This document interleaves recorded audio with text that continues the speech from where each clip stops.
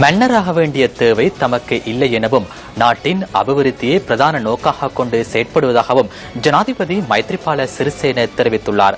புலனறுவையில் நேற்று நடைபெற்ற வைபவம் ஒன்றில் கலந்து கொண்டு உரையாற்றிய போதே ஜனாதிபதி இதனை கூறினார்.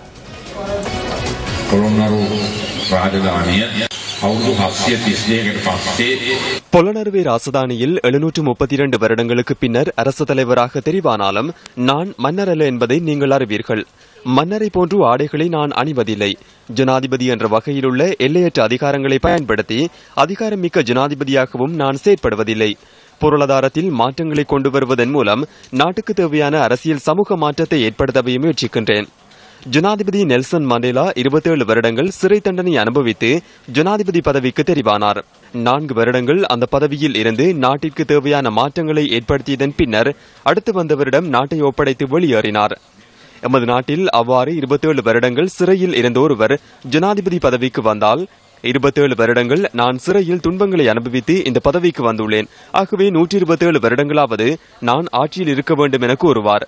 இந்த நிலைமையிலேயே எமது நாடு பழக்கப்பட்டுள்ளது.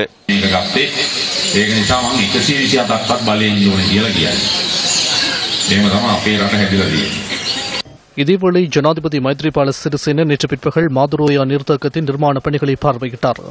இந்த திட்டத்தின் பொறியியலாளர்களிடம் விடயங்களை கேட்டறிந்து கொண்ட ஜனாதிபதி அணைக்கட்டின் நிர்மாண பணிகளை துரிதமாக நிறைவு செய்யுமாறு அறிவுறுத்தியுள்ளார். சில வருடங்களுக்கு முன்பே அணைக்கட்டின் நிர்மாண பணிகள் நிறைவடைந்திருக்க வேண்டும் என்பது குறிப்பிடத்தக்கது.